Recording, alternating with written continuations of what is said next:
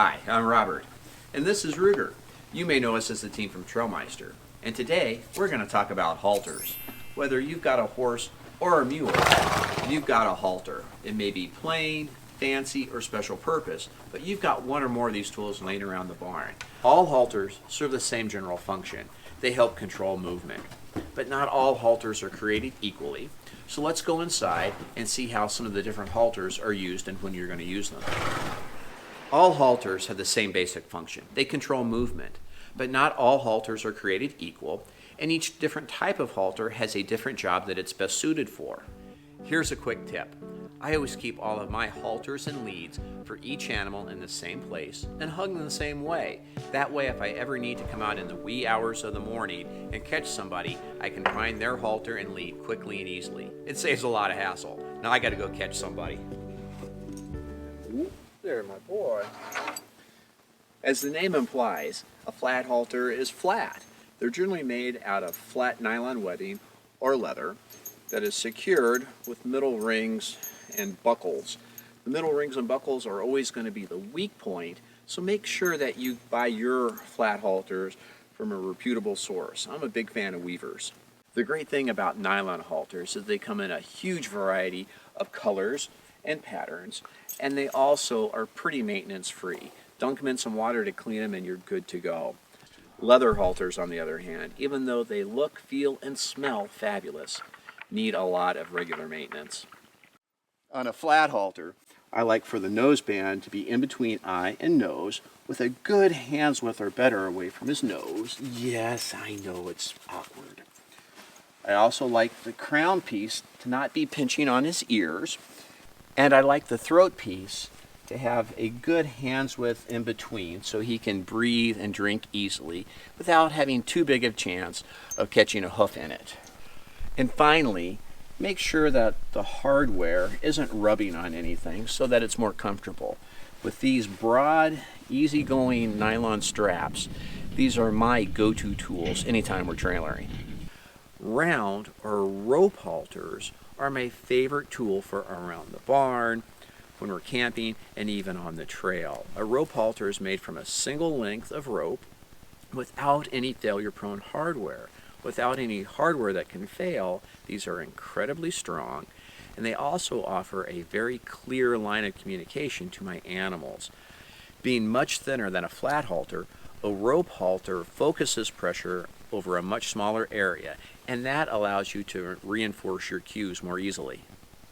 I use rope halters around the barn, under the bridle when we're riding, and also when we're camping and they're on the high line. When we're camping at night, I love these reflective models. They let me know my ponies are still there when I shine a flashlight on them. The biggest issue that I see with rope halters are people that tie them incorrectly. It may not be as intuitive as a buckle, but give it a little practice, and tying one of these will be second nature. Let me show you how it's done. What do you think, Ruger? Can we show them? When you're tying a rope halter, bring the crown piece over and through the loop from behind the loop at the bottom of the loop, and back to the back. Crown piece over, through from behind.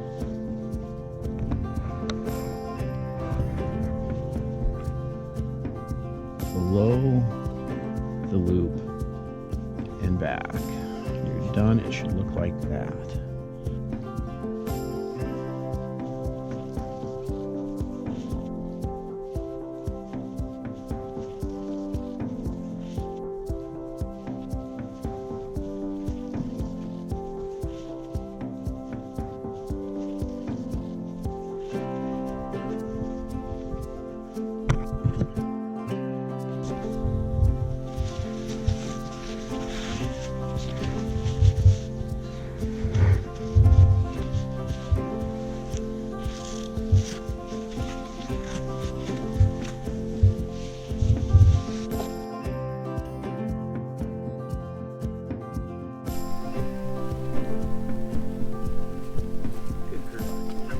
Special purpose halters.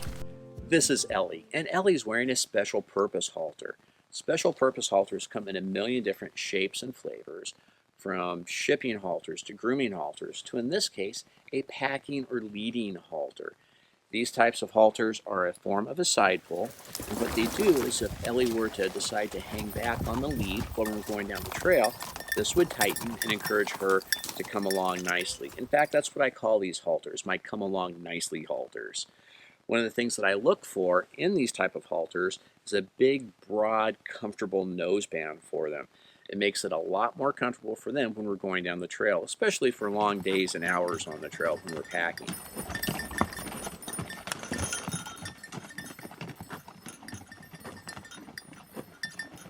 Yes, you're sweet. Mwah.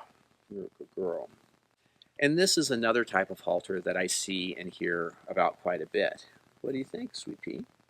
This is a breakaway halter, and what a breakaway is it is a type of flat halter that has a breakable crown piece that's designed to act as a fuse in case something exciting happens. I don't like these. My preference is that my equipment not break. If an animal were to lean back and break this after 1 or 2 times, they've trained themselves very quickly to walk off whenever they want. And that could be a really bad thing. Of course, the argument for these is that a panicked animal tied hard to something could be in a lot of trouble. I feel that a free-ranging animal is at much greater peril than one tied fast. A horse lost in the wilderness rarely comes to good ends, and even in a front country setting, an animal running amok can hurt itself and others as well. It's for those reasons that I choose not to use breakaways. You'll have to decide what works best for you. Now, of course, I spend a lot of time with my animals so that they don't have those frightening moments. My critters have to earn the privilege of being tied. Until I can safely saddle, unsaddle, pack and unpack my girls with the lead just like this over my arm, they haven't earned the opportunity to rest and relax tied to the trailer, tied to a tree, or on a high line. They have to earn those privileges. And until they have, they're not ready for the trail, the trailer, or in camp. We do this at home a lot to get rid of a lot of those boogers as best we can. I also hear from a lot of people that keep halters on their animals all the time. I think that's a horrible, bad, lousy idea. Instead, here's a better thing. Teach your animal to come when called, or at the very least, not to run away when you go to catch them.